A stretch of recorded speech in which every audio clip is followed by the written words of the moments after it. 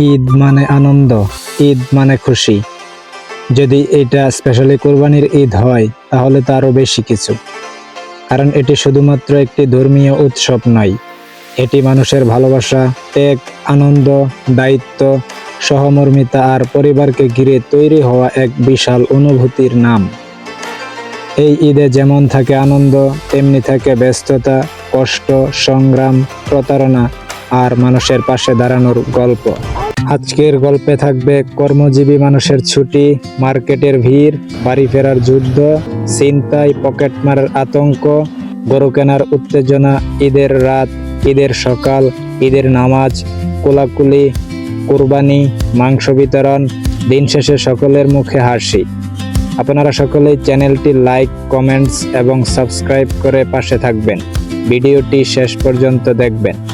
চলুন আমাদের আজকের মূল ভিডিওটি শুরু করা যাক।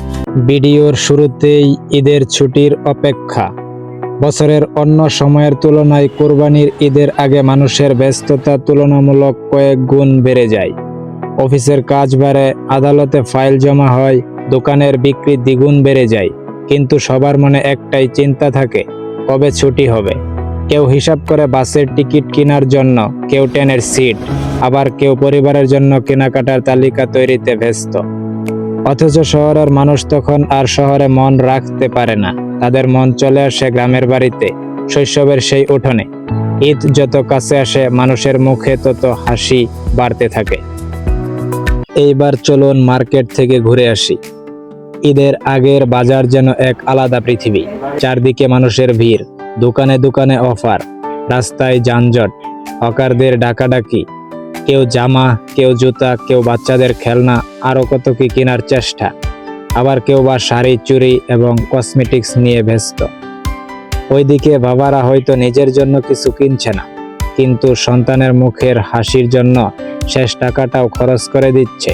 মায়েরা ব্যস্ত রান্নার প্রস্তুতিতে, মশলাপাতি, সেমাই, চিনি, দুধ সবকিছু কিনে ঈদের আগাম প্রস্তুতি নিয়ে রাখছেন। কারণ আদরের সন্তানরা ঈদে বাড়ি ফিরছে। এখন যে বিষয়টা নিয়ে কথা বলবো এটা হচ্ছে ক্রিটিক্যাল এবং গুরুত্বপূর্ণ একটি পয়েন্ট। মার্কেটের এই ব্যস্ততার মধ্যেও কিছু অন্ধকার দিক রয়েছে। ভিড়ের সুযোগে পকেটমার সক্রিয় হয়ে ওঠে।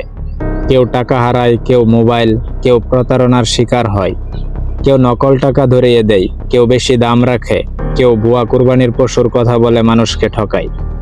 ঈদের আনন্দের মাঝে এই বিষয়গুলো নিয়ে একটু বেশি স্বয়ংক্রিয় হয়ে থাকা জরুরি। তাই আমাদের সবাইকে সতর্কতামূলক প্রস্তুতি নিয়ে থাকতে হবে। এইবার বাড়ি ফেরা নিয়ে কিছু বলা যাক। ঈদের সবচেয়ে আবেগঘন মুহূর্তগুলোর মধ্যে একটি হলো বাড়ি ফেরা। বাস স্ট্যান্ডে মানুষের ঢল, ট্রেনের ছাদ পর্যন্ত মানুষে ভর্তি, লঞ্চঘাটে উপচে পড়া ভিড়। কেউ ঘন্টার পর ঘন্টা দাঁড়িয়ে আছে, কেউ টিকিট না পেয়ে হতাশ, কেউ আবার পরিবারের কাছে পৌঁছতে জীবনের ঝুঁকিও নিচ্ছে। রাস্তায় যানজট, গরমে ক্লান্ত মানুষ, তারপরও সবার চোখে আনন্দ, কারণ তারা বাড়ি ফিরছে। মায়ের রান্না, বাবার অপেক্ষা, ভাই বোনের হাসি, এসবের টান পৃথিবীর সবচেয়ে বড় টান। বাড়ি ফিরা শেষে এইবার আসুন কোরবানির পশু কিনে নিয়ে আসি। ঈদের সবচেয়ে জমজমাট জায়গা হলো কোরবানির পশুর হাট। চারদিকে গরু, মহিষ, উট, ভেড়া, ছাগলের ডাক, মানুষের ভিড়, দামাদামি, হাসাহাসি, এজন্য এক আলাদা লেভেলের আনন্দ। কেউ ছোট গরু দেখছে, কেউ বা বড় গরু, কেউ মহিষ, ভেড়া, ছাগল কিংবা উট দেখায় ব্যস্ত। কেউ পরিবার নিয়ে এসেছে, কেউ বন্ধুদের নিয়ে। হাটে এক অদ্ভুত উৎসবের পরিবেশ তৈরি হয়ে উঠেছে। আর এই উৎসবের মাঝেও থাকে কিছু প্রতারণা করার মতো লোক। তো এইখানে গুরুত্বপূর্ণ বিষয় যেটা আমাদের সকলের খেয়াল রাখতে হবে, কেউ যেন আমাদেরকে অসুস্থ কোরবানির পশু বিক্রি করে দিয়ে না যেতে পারে, কেউ ওজন নিয়ে ধোঁকা না দিতে পারে, কেউ অতিরিক্ত দাম করে যেন প্রতারণা না করতে পারে। এদিকে সবাই সজাগ দৃষ্টি রেখে এবার গরু কেনার পালা। বাজার ঘুরে গরুর লাথি গুতা দৌড়ানি খাওয়ার পরে নিজের পছন্দ মতো গরু খুঁজে দাম করা, নিজের পছন্দের গরুটা কিনা, এ যেন এক অবিস্মরণীয় আনন্দ। আসলে কোরবানি শুধু পশু জবাই নয়, এটি ত্যাগের শিক্ষা। কোরবানির পশু কিনা শেষ, এবার একটু ঈদের রাতের কথা বলি। ঈদের আগের রাত যেন আনন্দ আর উত্তেজনায় ভরা। শিশুরা নতুন জামা বারবার দেখে, কেউ আতশবাজি ফুটায়, কেউ বন্ধুদের সঙ্গে আড্ডা দেয়। বাচ্চারা হাতে মেহেদি, কসমেটিক্স আর মেকআপ নিয়ে সাজসজ্জায় ব্যস্ত হয়ে পড়ে। রান্নাঘরে ব্যস্ততা বাড়ে, ঘরে ঘরে অতিথি আসতে শুরু করে। অনেকে গভীর রাত পর্যন্ত গল্প করে, আবার কেউ ফজরের নামাজের জন্য দ্রুত ঘুমিয়ে পড়ে।